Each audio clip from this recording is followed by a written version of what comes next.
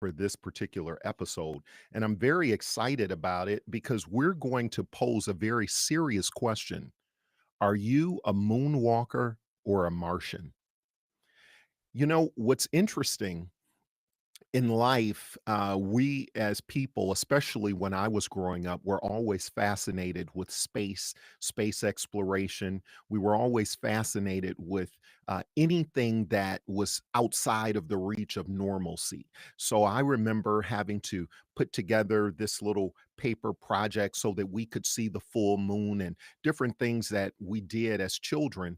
And we all wanted to rush out so that we could see the solar eclipse. We wanted to learn about the crescent moons and the full moons and what was the difference between all the different moon variations, and it was just really amazing. But for this particular segment, I want to talk about the people. I want to talk about the people.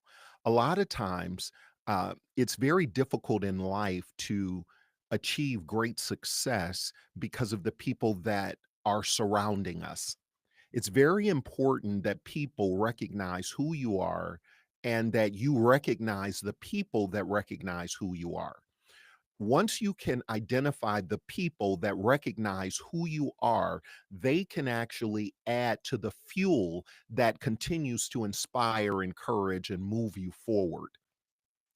When I was thinking about the moon versus Mars, and being a moonwalker versus being a Martian, I began to write something down and I'd like to read it to you.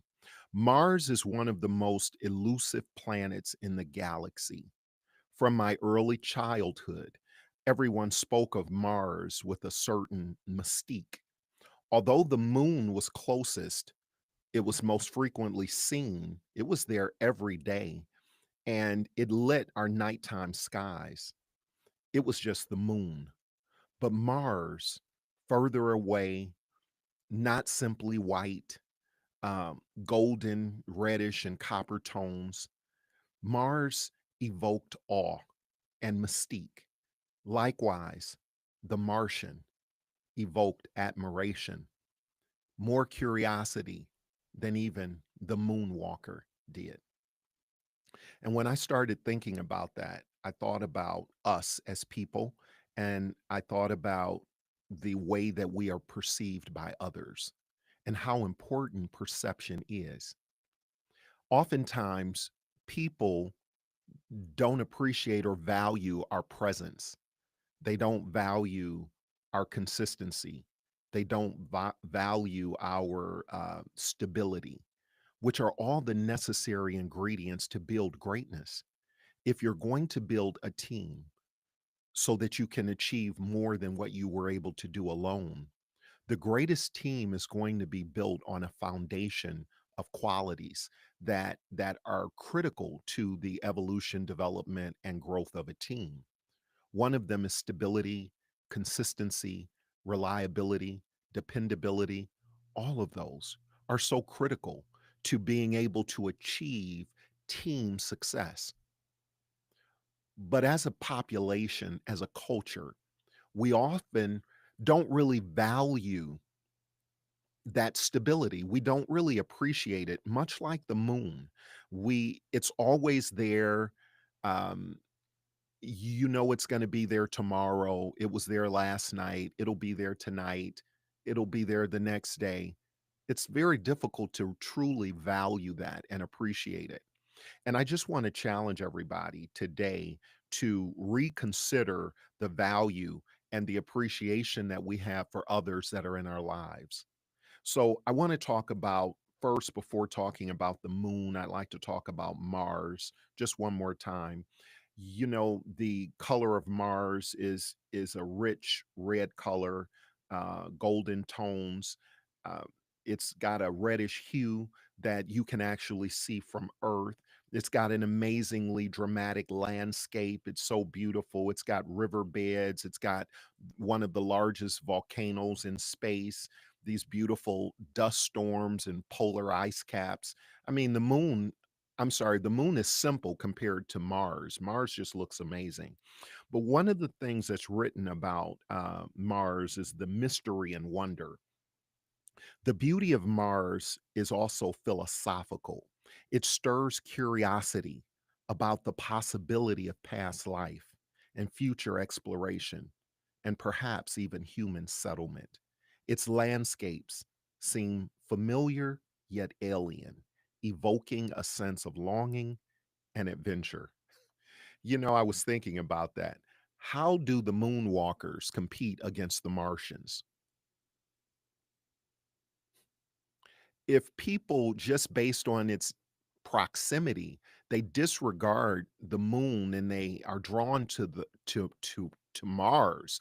I mean, the Martians are obviously going to get much more attention than the moonwalkers. But I want to challenge you to just look at it slightly from a slightly different viewpoint. I'm going to just share with you some very important things about the moon. One of the things that we know about the moon, it does show up every night. It is always there. It's always reliable and often disregarded. Very few people actually stop to look at the moon unless it's a full moon, and they love to follow the myths that surround the full moon. But the true appreciation for the moon? I don't know about that, but I want to challenge you today. Listen to the benefit and the power of the moon. The moon's gravitational pull creates the ocean tides. So, those tides that we see when we're on vacation and we're traveling in different parts of the world, or if we're in California and we watch the tide go in and come out, those tides are caused by the gravitational pull of the moon. Actually, the moon helps regulate Earth's climate by moving warm and cold water around the planet. So, the very temperature of our planet is because of the moon. The moon aided in early life by creating the tidal pools and a lot of the biological reservoirs. Actually, the moon stabilizes the Earth's tilt, it keeps the Earth on axis. The nighttime light of the moon enables us proper sleep, what they call the circadian rhythm. Without the moon, we would not have the different changes between the day and the night.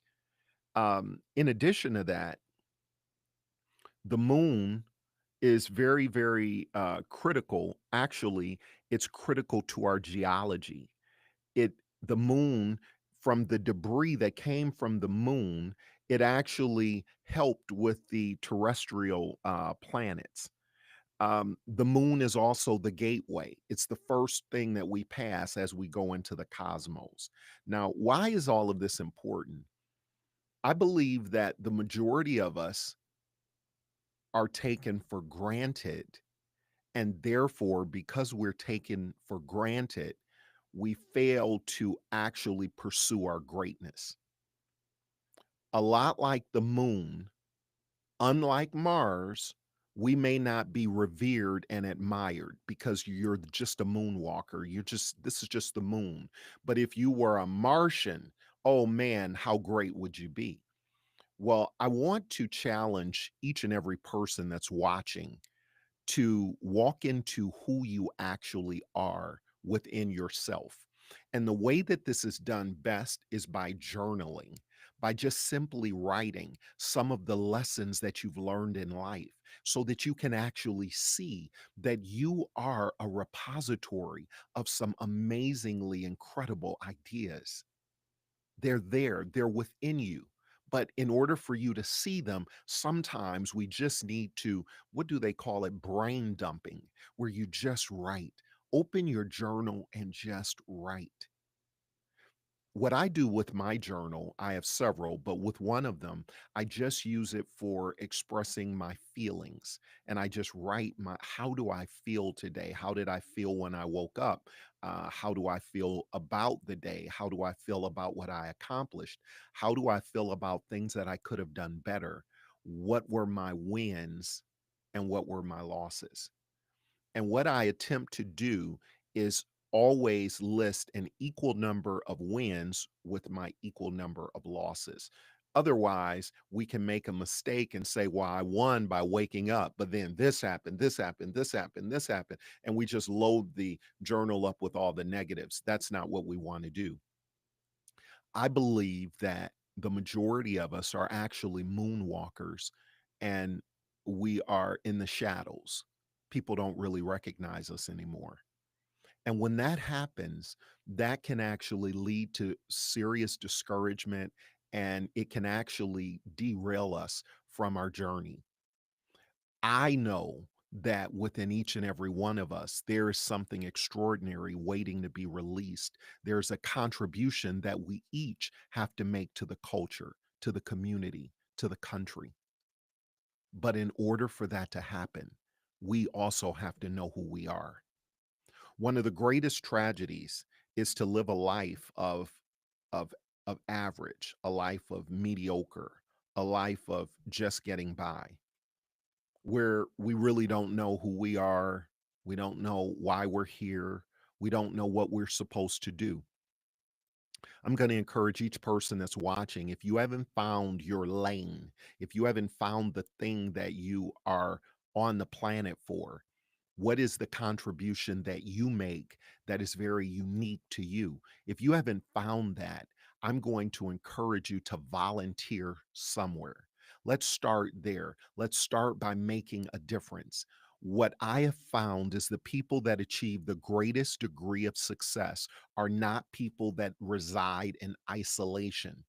It is when we engage with others that our full potential is actually released.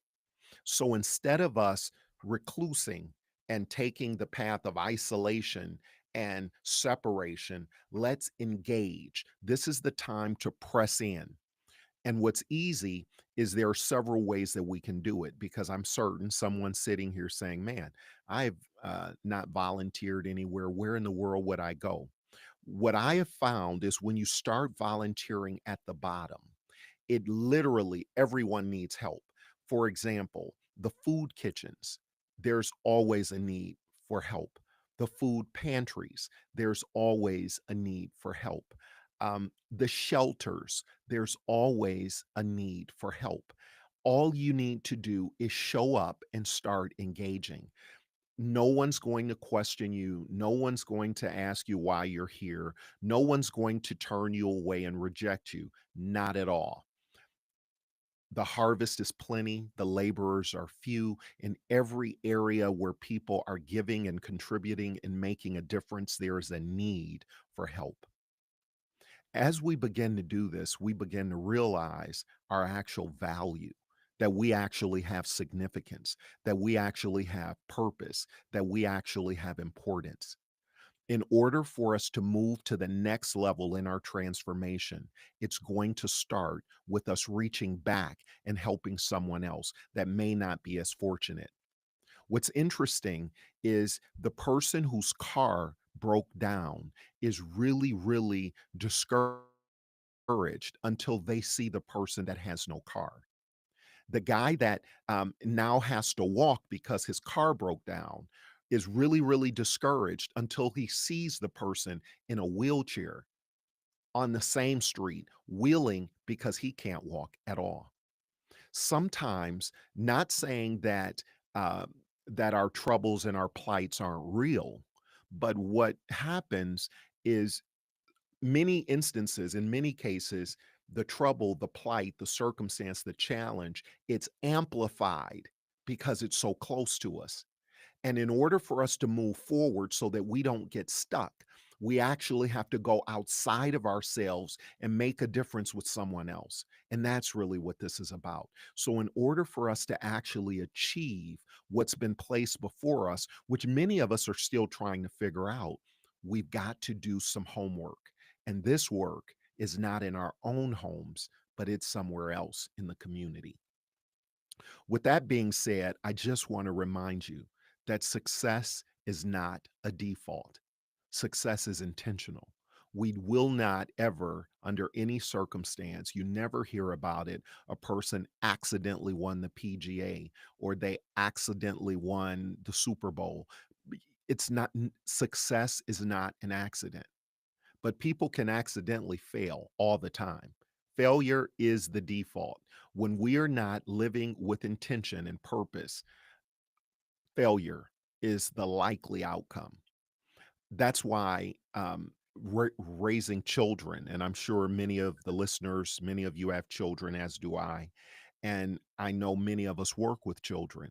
And what's interesting is you find that there are different types of children. There are some children that are willing to accept constructive criticism and guidance, and there are other children that don't want to hear it. It's the way that it works. So you have two 12-year olds. You have one where you can say, don't cross the street without looking both ways because you might get hurt. And that child immediately starts pausing, looking both ways. Whereas you may have another child that you tell them 14 times, do not cross the street without looking left and right. And regardless of what you say, they're not going to do it. They're going to do it their way.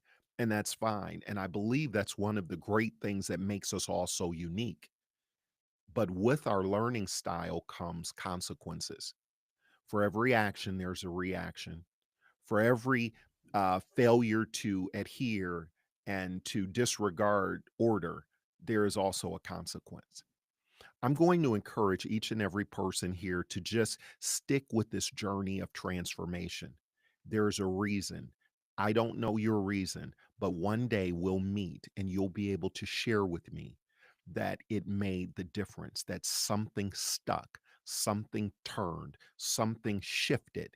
And if we could just do one shift, you are a moonwalker and you are actually better than the Martians.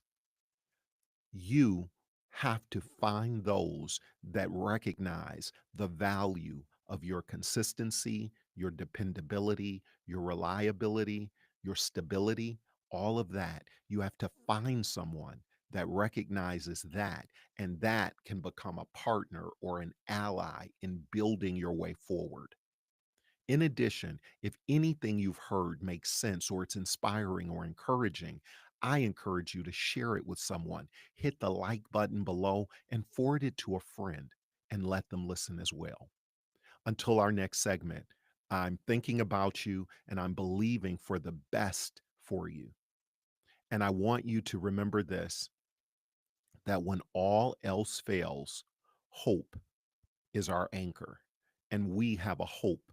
We have a hope for a brighter future, a better neighborhood, a better city, a brighter state, a more beautiful and wonderful and embracing nation. And this is the best time to be alive right now. With that being said, I just want to remind you to do one thing, as I often say, seize the day. Don't just live it, seize the day. I'll see you in the next episode.